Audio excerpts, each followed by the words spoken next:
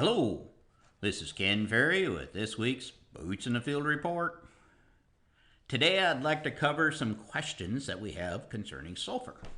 The question is, with organic matter above 3.5%, do I need to worry about applying sulfur? Asked this question 10 years ago, my answer would have been different than it is today. Back then, 3.5% organic matter would have supplied enough sulfur quick enough to meet the corn needs. The higher your organic matter, the more the sulfur the soil will supply. 10 years ago, the biggest response was in soils below 2.5% organic matter, especially the 1.5 and below. Today, we are seeing pretty substantial sulfur responses in our corn plots at and above 3.5% organic matter. Now, I still believe that in total, 3.5% organic matter soils will supply enough sulfur in total. They just don't supply it quick enough in the spring.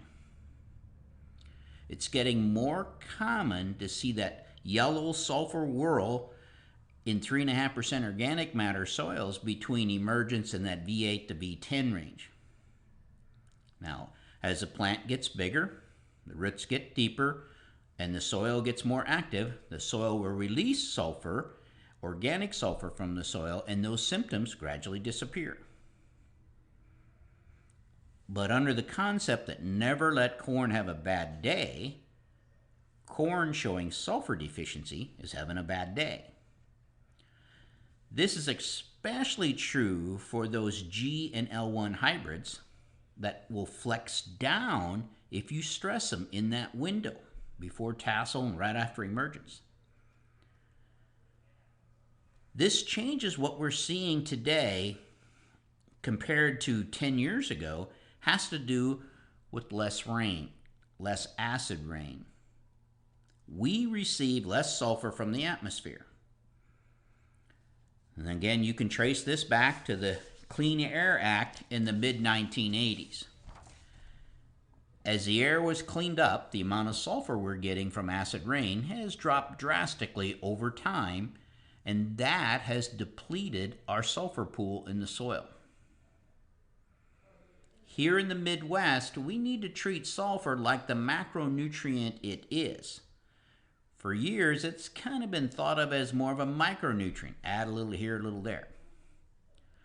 But the continued drop in the soil's ability to supply sulfur has now reached that level that we have to start thinking about sulfur every year ahead of corn, no matter what the organic matter is. Growers with high organic matter soils will not have to apply as much, but they will have to implement the 4 hours of sulfur. We need it available at the right time, so emergence through V10. We need the right product. Plants take up sulfate, so we need sulfate available in this time frame. In soils that are not subject to leaching, which most 3.5 organic matter soils are less likely to have large amounts of leaching, the sulfate could go on in the fall when the phosphates and potash go on. It could also go on in the spring if that's when you put your P and K on. It could go on in the spring as well with planting on the corn planter or top dressed with your pre-emergent nitrogen program. Elemental sulfur must go through a biological breakdown to get to sulfate.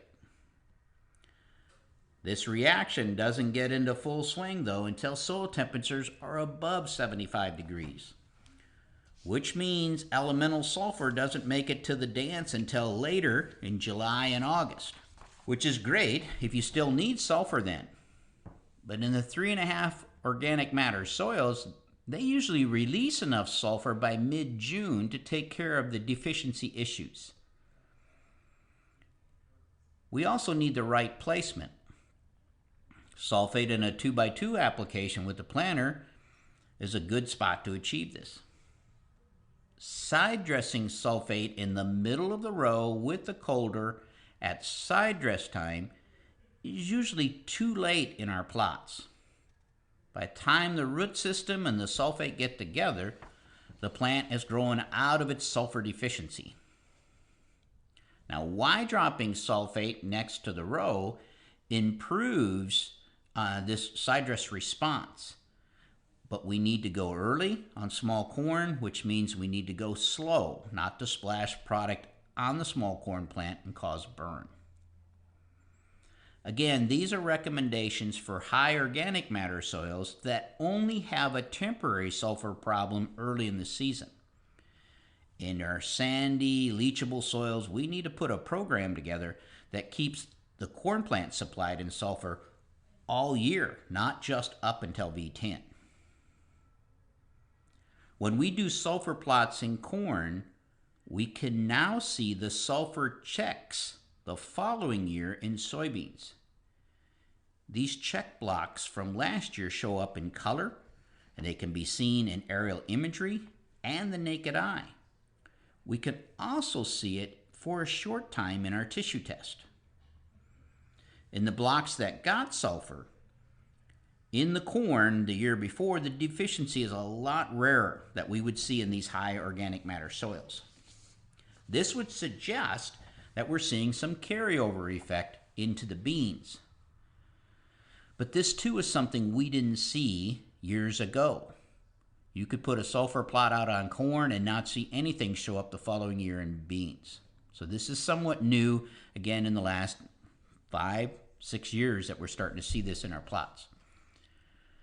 When it comes to a positive yield response in these plots, in soybeans, it seems to escape us, even though the plant and the tissue told us for a short period of time these plants were slowed down, suffering from a sulfur deficiency. I think this lack of response is due to the fact that soybeans set their yield much later than corn. When soybeans are setting pods and starting grain fill, these higher organic matter soils are supplying enough sulfur to meet the plant's needs. So, back to the original question. Do I need sulfur in 3.5 organic matter soils? Our plots would say yes. In corn, somewhere around 15 to 20 pounds of sulfate. Our plots don't show consistent response to sulfur in high organic matter when it comes to beans, at least not yet. If sulfur is going on the corn in these soils in a corn-bean rotation, I think it'll be longer before we see any payback or response in these soybeans. Now, this also depends on where you live, so your results may vary. For instance, if you're farming downwind of a large city, say Chicago, you still may be receiving enough acid rain to meet your needs due to all the fossil fuel being burnt on the roads. When all the cars in Chicago are electric, then you're going to have to join the rest of us and start applying sulfur.